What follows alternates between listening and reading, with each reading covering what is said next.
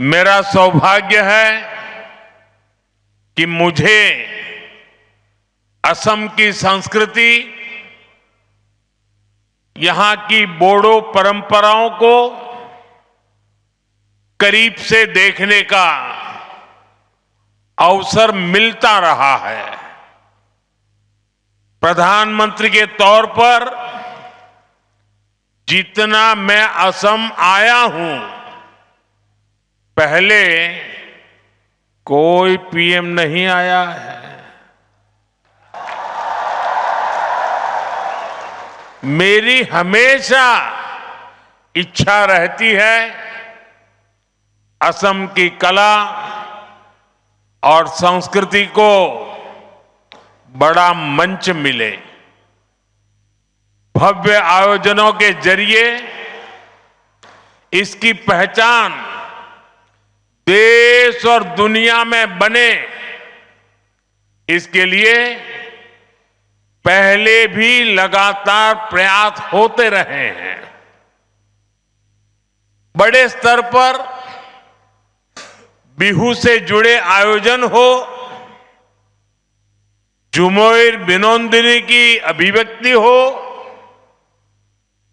दिल्ली में 1.25 साल पहले हुआ भव्य बोडोलैंड महोत्सव हो या दूसरे सांस्कृतिक कार्यक्रम हो, असम की कला संस्कृति में जो अद्भुत आनंद है, वो पाने का मैं कोई भी मौका नहीं छोड़ता हूं।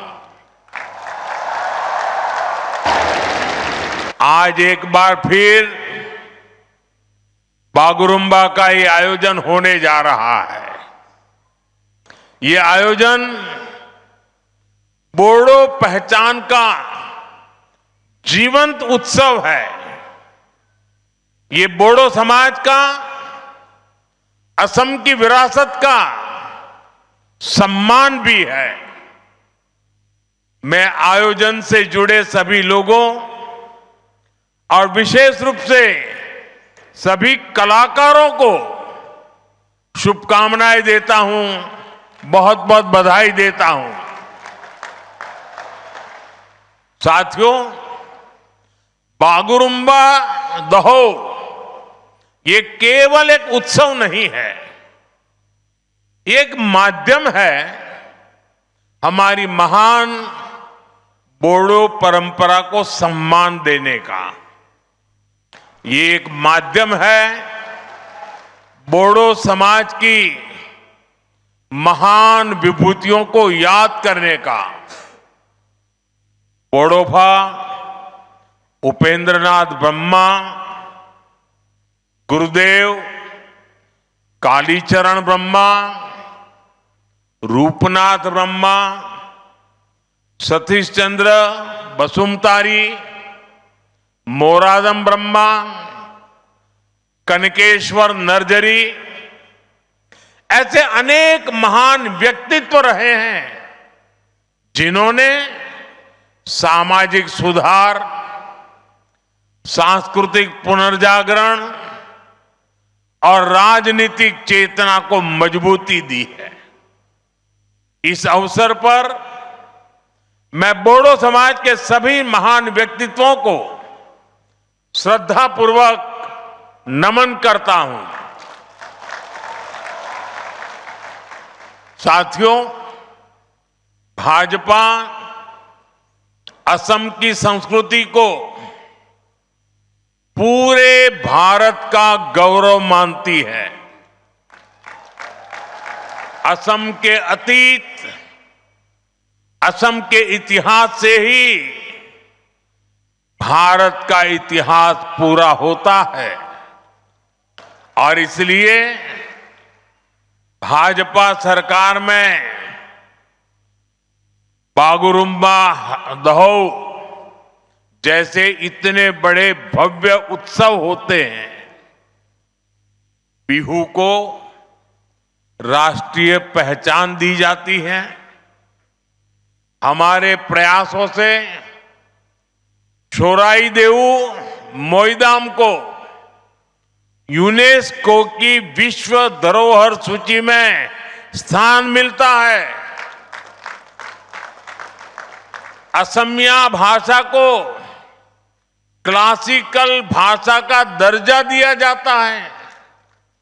भाइयों बहनों, हमने बोडो भाषा को भी असम की एसोसिएट ऑफिशियल लैंग्वेज का दर्जा दिया है। बोडो भाषा में शिक्षा को मजबूत करने के लिए अलग निदेशालय की स्थापना भी की है। हमारे इसी कमिटमेंट के कारण बाथौ धर्मों को पूरे सम्मान के साथ मान्यता मिली है।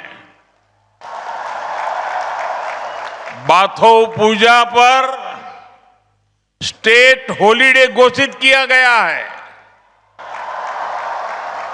ये भाजपा ही है जिसकी सरकार में एक और महायोद्धा लसीत बोरफुकन की भव्य प्रतिमा स्थापित होती है, तो साथ ही बोडोभा उपेंद्रनाथ ब्रह्मा की प्रतिमा का भी अनावरण होता है। इसी तरह श्रीमंत शंकर देव की भक्ति और सामाजिक समरसता की परंपरा, ज्योति प्रसाद अग्रवाला जी की कला और चेतना, भाजपा सरकार असम की हर विरासत, हर गौरव का सम्मान अपना सौभाग्य समझती है। संयोग से आज ज्योति प्रसाद अग्रवाला जी की पुण्यतिथि भी है। मैं उन्हें अपनी श्रद्धांजलि अर्पित करता हूं। साथियों, आज जब मैं यहां आया हूं तो मेरे मन में कितना कुछ चल रहा है। मैं ये सोचकर भावुक भी हो रहा हूं कि मेरा असम कितना आगे बढ़ रहा है। एक समय जहां आए दिन रक्तपात होता था, आज वहीं संस्कृति के अद्भुत रंग सज रहे हैं। एक समय जहां गोलियां की गूंज थी, आज वहां खाम और सिफुंग की मधुर ध्वनि है। पहले जहां कर्फ्यू का सन्नाटा होता था, आज वहां संगीत के सुर गूंज रहे हैं। पहले जहां अशांति और अस्थिरता थी, आज वहां बागुरुम्बा की ऐसी आकर्षक प्रस्तुतियां होने जा रही है। ऐसा भव्य आयोजन ये केवल असम की उपलब्धि नहीं है, ये उपलब्धि पूरे भारत की है। असम के इस बदलाव पर हर देशवासी को गर्व है। साथियों, मुझे संतोष है कि मेरे असमिया लोगों ने, मेरे बोडो भाई बहनों ने इसके लिए मुझ पर भरोसा जताया। आपने डबल इंजन सरकार को शांति और विकास की जो जिम्मेदारी दी, आपके आशीर्वाद से हमने उसे पूरा करके दिखाया। 2020 के बोडो शांति समझौते ने वर्षों से चले आ रहे संघर्ष पर विराम लगाया। इस समझौते के बाद भरोसा लौटा और हजारों युवाओं ने हिंसा का रास्ता छोड़कर मुख्य धारा को अपना लिया। समझौते के बाद बोडो क्षेत्र में शिक्षा और विकास के नए अवसर तैयार हुए। शांति केवल कानून व्यवस्था तक सीमित नहीं रही, बल्कि रोजमर्रा के जीवन का हिस्सा बनी। और इसमें आपके प्रयासों की सबसे बड़ी भूमिका रही। साथियों, असम की शांति, असम का विकास और असम का गौरव, इन सब के केंद्र में अगर कोई है तो वो असम का युवा है। असम के युवाओं ने शांति स्थापना के लिए जो राह चुनी है, उसे मैं और हमें सबने उज्जवल भविष्य तक लेकर जाना है। शांति समझौते के बाद से ही हमारी सरकार बोडोलैंड के विकास के लिए लगातार काम कर रही है। सरकार ने पुनर्वास की प्रक्रिया तेज गति से आगे बढ़ाई है। हजारों युवाओं को करोड़ों रुपए की आर्थिक सहायता दी गई ताकि वो एक नई शुरुआत कर सके। साथियों, भाजपा सरकार के प्रयासों का नतीजा आज हम सभी के सामने है। मेरे प्रतिभाशाली बोडो युवा आज असम के सांस्कृतिक दूत बन रहे हैं। खेल के क्षेत्र में भी बोडो समाज के बेटे बेटियां नाम रोशन कर रहे हैं। वो आज नए विश्वास के साथ खुलकर नए सपने देख रहे हैं, अपने सपनों को पूरा कर रहे हैं और असम के विकास को भी गति दे रहे हैं। साथियों, जब हम असम की कला, संस्कृति और पहचान का सम्मान करते हैं तो कुछ लोग ऐसे भी हैं जिन्हें तकलीफ हो जाती है। आप सब जानते हैं, असम का सम्मान किस पार्टी के लोगों को अच्छा नहीं लगता? जवाब एक ही है, कांग्रेस पार्टी। वो कौन सी पार्टी है जिसने भूपेन हजारिका जी को भारत रत्न देने का विरोध किया था? कांग्रेस पार्टी। असम में सेमी कंडक्टर यूनिट का विरोध किस पार्टी ने किया था? खुद कांग्रेस की कर्नाटका सरकार के एक मंत्री ने, जो कांग्रेस के राष्ट्रीय अध्यक्ष के बेटे भी हैं। उन्होंने सेमी कंडक्टर यूनिट का आसाम में क्यों लग रही है, इसका विरोध किया।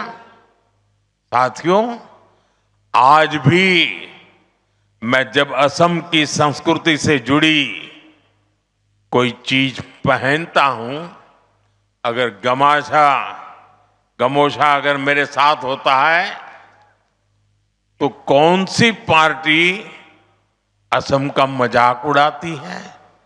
कांग्रेस पार्टी।